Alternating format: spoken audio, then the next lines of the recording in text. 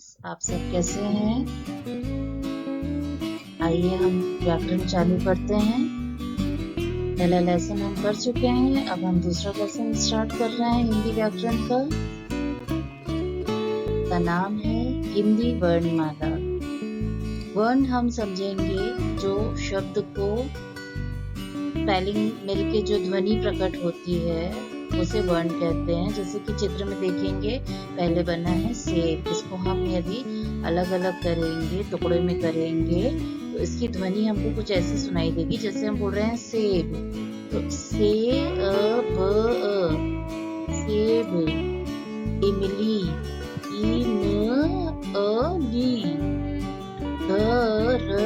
घर। ऐसे छोटी छोटी ध्वनि जो टुकड़े ना हो सके वर्ण कहलाते हैं। आइए हम आगे बढ़ते हैं।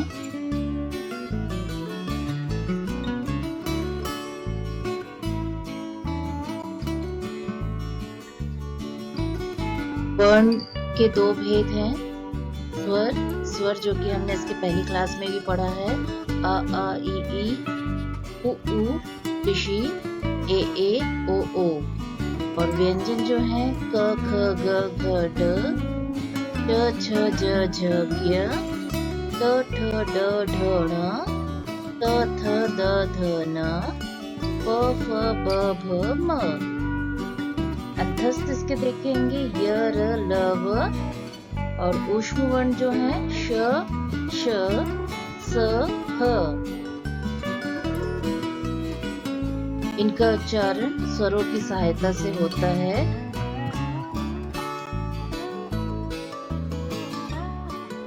अंग अनुस्वार और अह विसर्ग अयोगवाह कहलाते हैं। अतिरिक्त वर्ण में हम देखेंगे ड और ढ। ये जो ड और ढ है, ये किसी भी शब्द के शुरुआत में नहीं आते हैं, ये हमेशा शब्द के बीच में रहते हैं। जिससे कुछ शब्द आप देखिए, जैसे है बाढ़, सड़क, कढ़ाई, भेड़।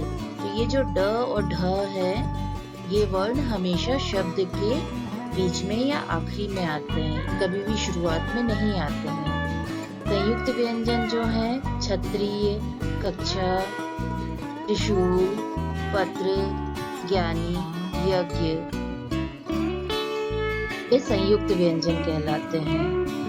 अब आगत ध्वनि जो रहती है, जैसे कि द, फ, ओ।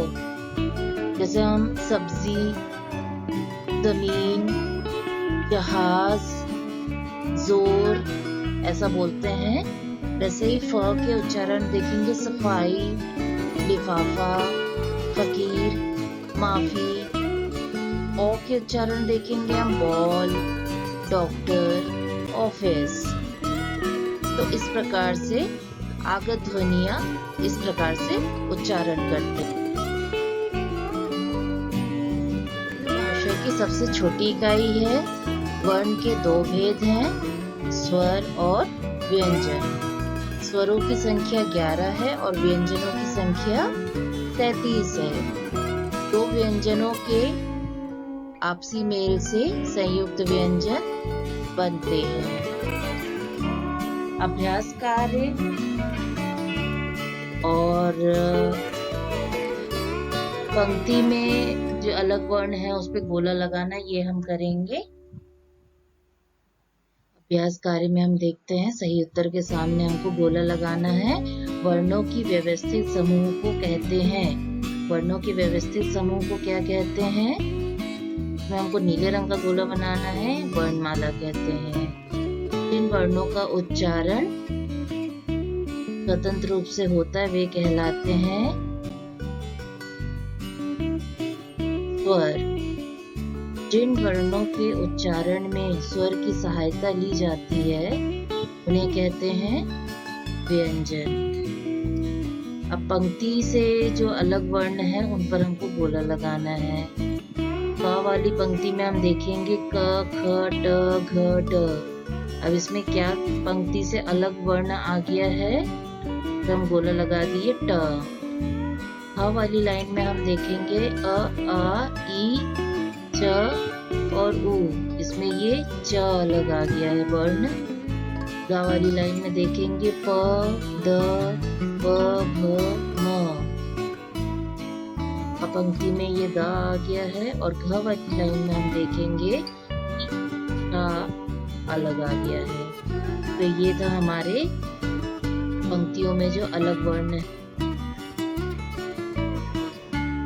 आगे रचनात्मक क्रियाकलाप में खेल खेल में हम अभी नहीं करेंगे। हम देखते हैं टोकरी को। अब टोकरी में ये कुछ स्वर और व्यंजन मिक्स रखे हुए हैं, उसको हमको अलग अलग करके लिखना है। तो आप अपनी कॉपी में 2 कॉलम बनाएंगे, 2 खंड बनाएंगे, एक स्वर का और एक व्यंजन का, और उसमें आप इसमें से अलग करके लिखेंगे।